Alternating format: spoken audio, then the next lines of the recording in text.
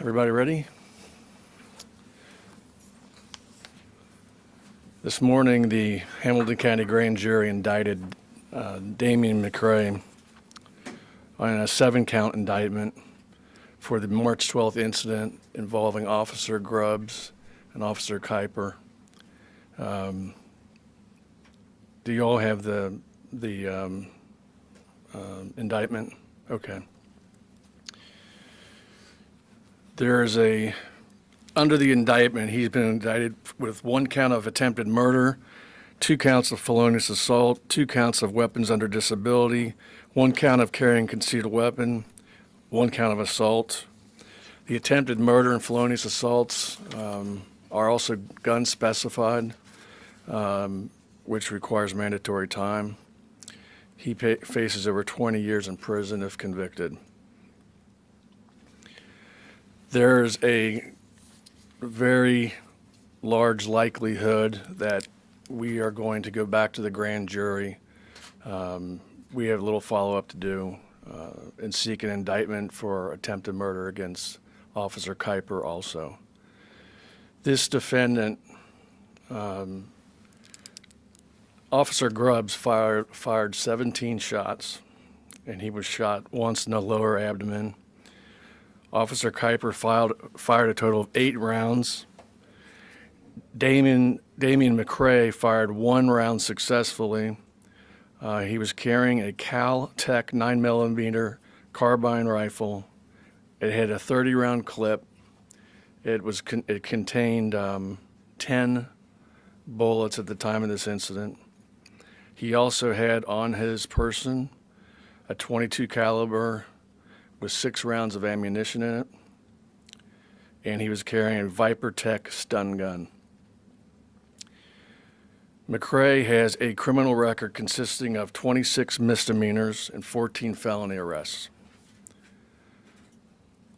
Charges include multiple arrests for drug possession, drug trafficking, possession of drug paraphernalia, assault, resisting arrest, weapons under disability, aggravated menacing, obstruction of official business, carrying concealed weapons, and domestic violence. There's a lot of people that should share blame in this, that he's even out on the street. And it starts, frankly, with some state laws that were passed that on these low-level felonies, the judge is urged not to send them to the penitentiary. I have the transcript. I received the transcript of the sentencing on this case. But apparently there were conversations between an assistant prosecutor, the judge, and defense attorneys, and to the best of my knowledge, the judge told him what he was going to do based on the pre-sentence investigation. And the assistant prosecutor, on the record, left it at the judge's hands for sentencing. And this judge chose not to send him. That's what happened. Anyway, we're going to be releasing, I'm going to play an edited version of both body cameras so you can see it. But the city's file sharing page, you can go and download the entire thing. We've tried to strike a balance with these body camera cases. The Supreme Court has ruled a couple of times already on them. And basically they have stated that if it's evidentiary in nature, it's not a public record.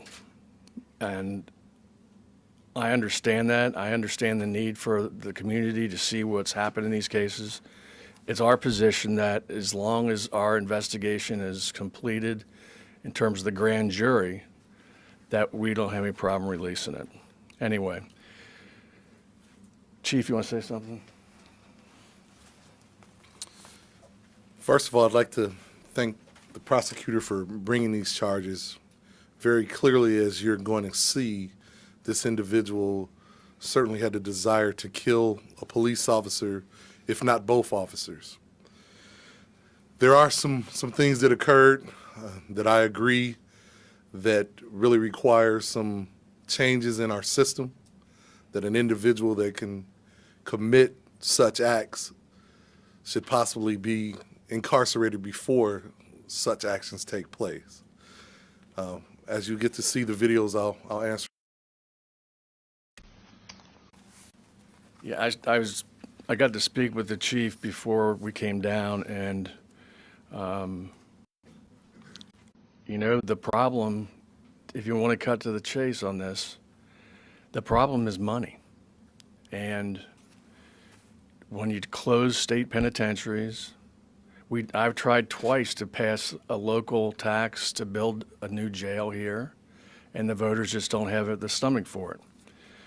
So we have to deal with what we're dealing with, and they've changed state law. If you don't have a prior record, commit a felony for, the law is very clear. You are not going to the penitentiary. Anyway, we're going to play this right now. I think the first one's Officer Grubb's body camera. Keep in mind that the sound picks up like 30 seconds into it. But I think you're going to be shocked when you see how close this individual is to the police officers when he opens fire. Peggy, go ahead and start.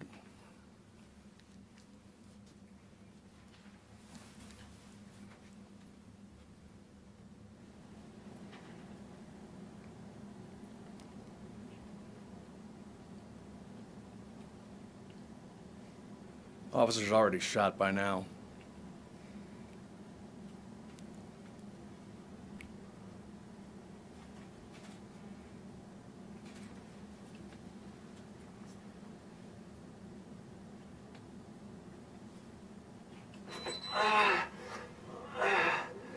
See your hands!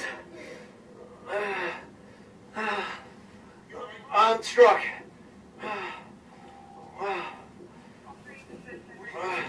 Right in the crotch. Oh, get out! Don't get out! Stay down!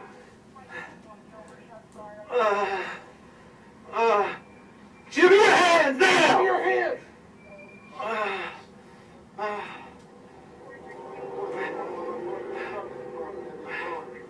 See, lay down now!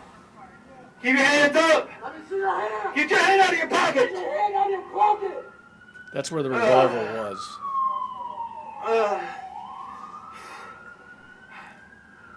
Keep your hands up!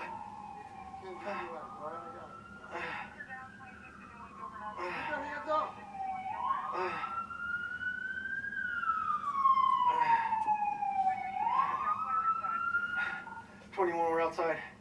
One at gunpoint. He has a gun right with him.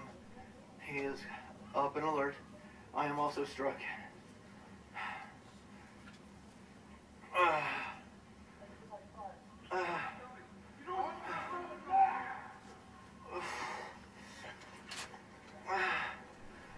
struck right in the crotch. All right. Expedite fire, please. I don't know where it's at either. It's in your. I think you got hit in the butt, kid. I got hit right. I'm not. Just lay right there and relax, okay?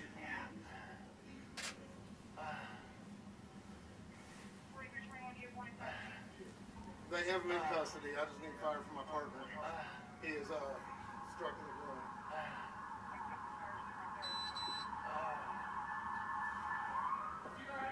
No, he's struck in the groin. And I don't want to move him.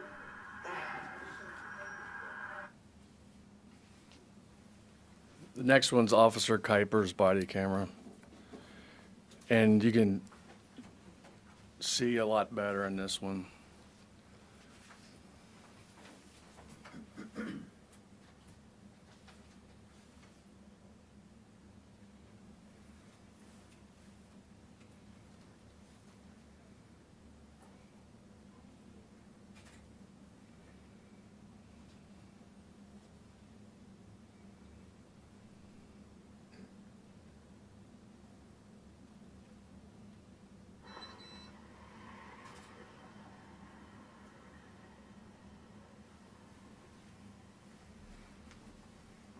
You'll see McCrae walking down towards the officer right now. He's got the gun tucked back behind his leg.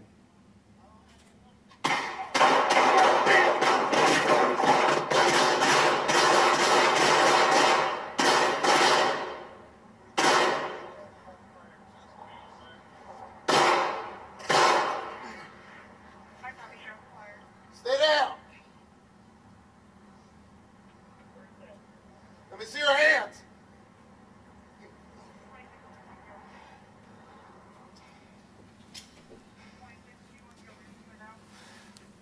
Let me see your hands. Keep your hands where I can see them. You all right, Ken?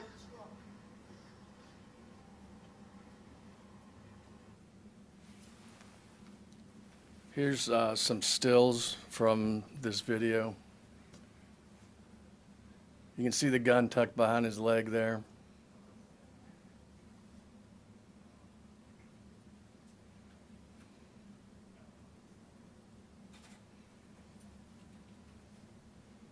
That's how close they were when he fired.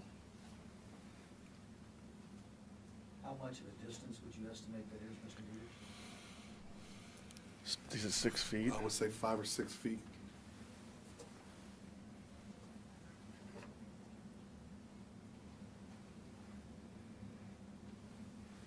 Is that it, Peg? Okay. Take a few questions. Can I ask the chief something real quick? Sure, absolutely. It's what obviously what struck me are a couple of things. One is Grubbs is down and wounded and still focused on the composure, the training. It's probably not unusual to you, but I think to the people of Cincinnati it's going to be kind of startling. What do you say? Ken Grubbs is an 18-year veteran officer, extremely well trained, and I think he demonstrated that, his training in this actual encounter. The fact that he was able to continue, even after being shot, to continue to defend himself and his partner, and also communicate to the individual that fired the shots, as well as put out transmissions via the radio, I think it demonstrates a tremendous job and, you know, a very well-trained police officer. Real quickly, did Kuiper, did he put himself in between Grubbs and the shooter, or did I imagine that? After the initial shots were fired, he did respond to his partner, cover Officer Grubbs while he was down, and continued to ask for additional officers and for fire to come for the injured persons. Chief, last week, the mayor said he felt this was an assassination attempt. You at the time were more measured, so you didn't know what the motivation was by McCrae. Now that you've had a week to review everything, what are your thoughts? The same. You know, I still think that this is an individual who was willing to shoot anyone he encountered. In this particular case, it was police officers that he encountered first. So who knows what could have happened if he kept walking out Absolutely. in the neighborhood?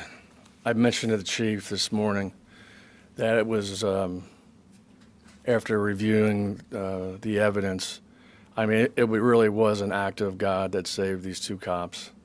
If that gun hadn't jammed, we could be, unfortunately, going to a couple of funerals. Joe, do you know how much time McCrae had spent in prison or in jail in aggregate? In aggregate, he spent 2 years and 6 months in prison. Over a course of how many years? 37. Since he was 18. You said the system deserves blame. Does the prosecutor's office deserve any of it? Well, I mean, we don't sentence people, you know, and you can scream till you're blue in the face. So the judge tells you in chambers what he's going to do. They got a pre-sentence investigation there. They met in chambers. I told him what he was going to do, and they went out on the record and did it. But just to be, I mean, I have that same transcript. Yeah. Just to be honest, the prosecutor didn't go and screw. Did not. It was. No, but I got to tell you, it is not uncommon for prosecutors to say, Judge, we'll leave it to the court. So place the blame. What do you want the people of Hamilton County to think about in the future, considering what this could have been? The blame goes to Damian McRae. That's where the blame goes, you know? How do you fix that? How do you fix somebody who's willing to take a gun and just walk up to an officer and shoot him? You put him away when he's selling fentanyl on the streets. Right. So who's to blame for him being out there able to do that?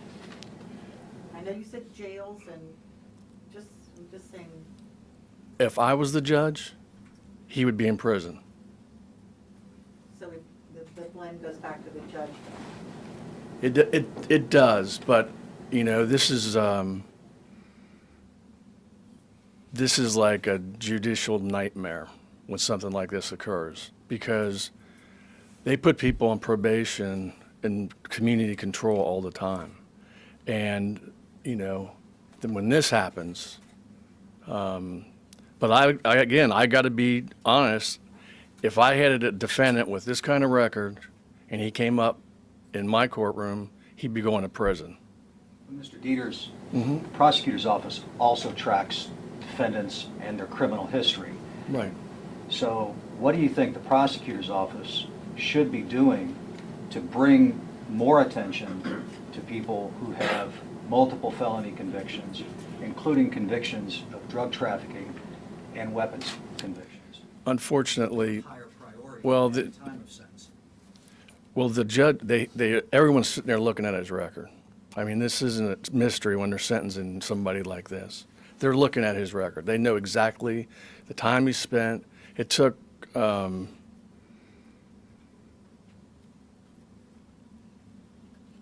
to court sometime and look at the records we're dealing with, because they're not getting sent. And it's staggering.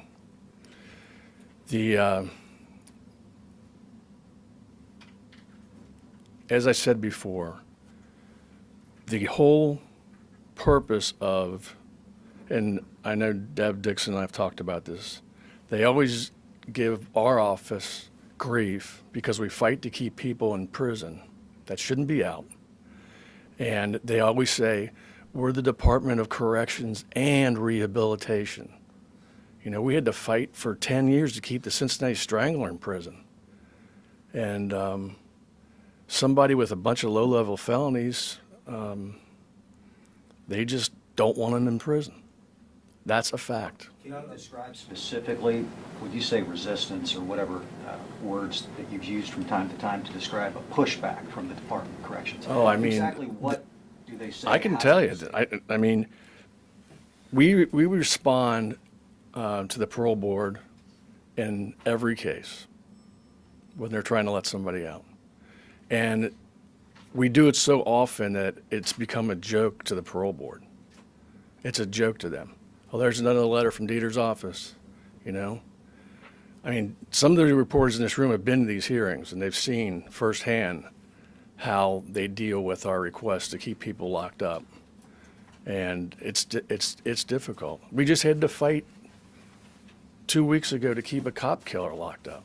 What, if anything, are they saying before the defendants are going to prison? I mean, what type of message, what type of request The parole are they board? getting from, no, not from the parole board, from the Department of Corrections itself? I mean, is anybody saying, hey, don't send these guys here? I mean, I know what the law says. There's certain crimes that have a presumption. Right. And they're for prison. And there are Right. others that have a mandate for community control, depending on Right. what's met. Right. But nobody is saying, don't send them here if you could It- send them here. The push to clean out our state prisons is a very strong one, and it's done legislatively. It can be done by a governor closing a prison, and I mean, I don't know if you've ever been to a parole hearing, but they used to have a sign, Miss Dixon, if you remember, bragging about how many people they let out. Literally bragging with a number, that they had a rolling number. And that's what's driving this thing. And it's money more than anything else. How many people, and this is going to be a wild estimate on your part, I'm sure. How many people in Hamilton County have records as extensive as McCray? A lot. So how do you single him out? You really, I mean, what happens in a sentencing hearing is the probation department prepares a pre-sentence investigation report. Generally, it's confidential, but it lists all the stuff I just talked about, like for him.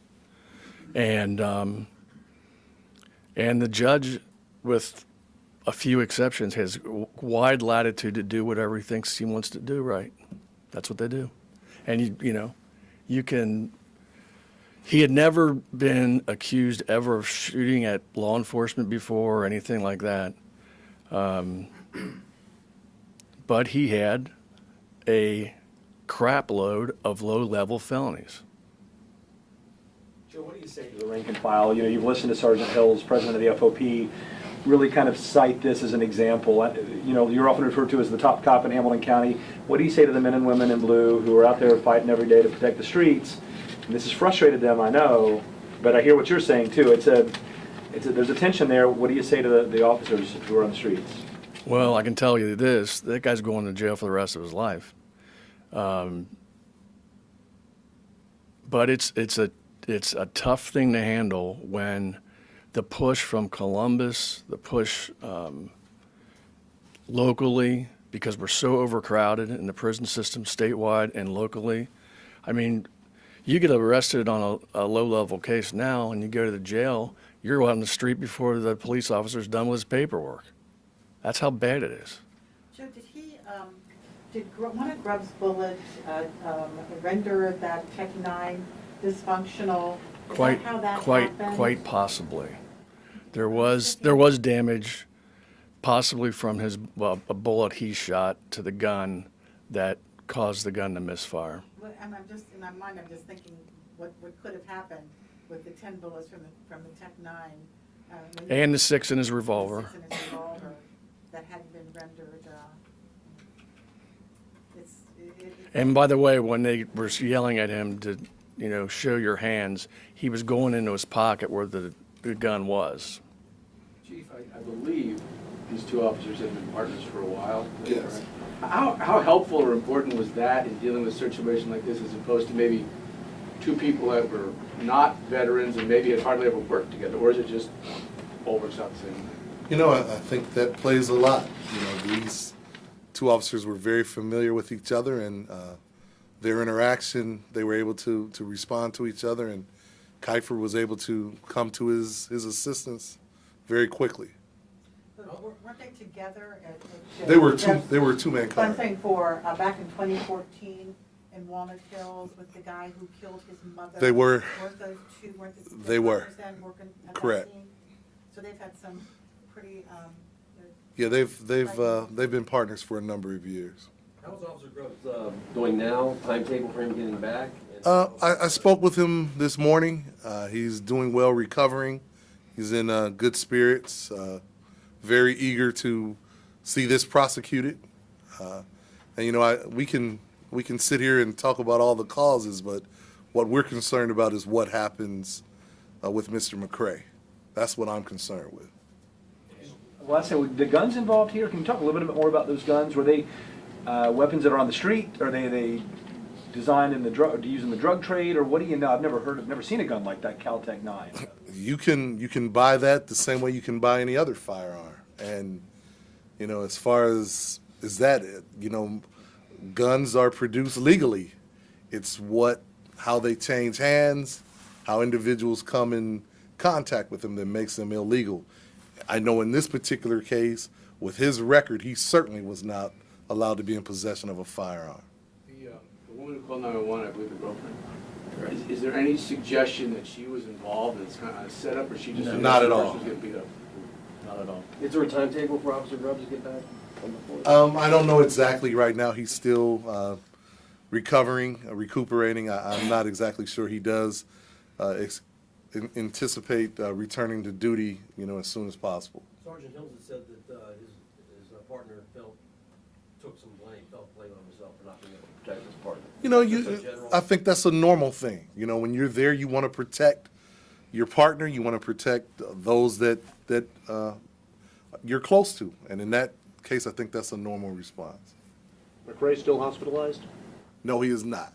He is in the Hamilton County Justice Center. And I will say, this video shows a little bit of a different view that I had in my mind, that both officers were together approaching McRae. Clearly, Officer Kuiper was scoping out this other side of the building coming in. So What he articulated was that he thought he had heard someone exiting a side door, so he approached the side of the building.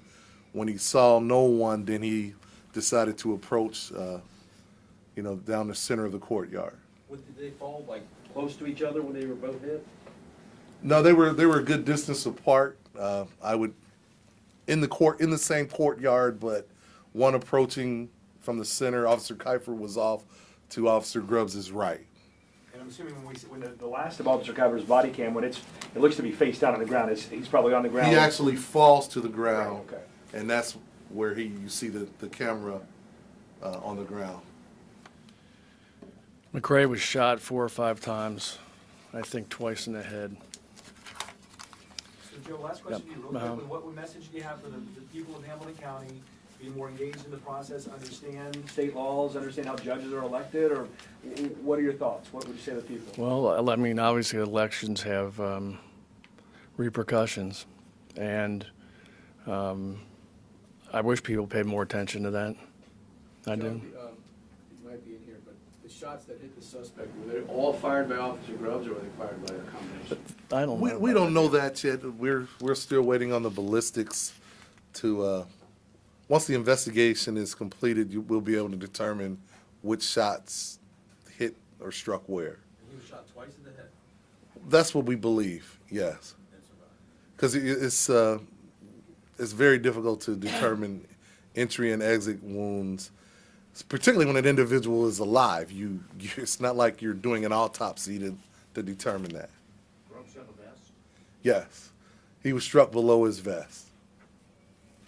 What, if any, sentencing changes do you think could address some of the problems that go with having some of these career criminals and getting community control as opposed to shorter prison sentences?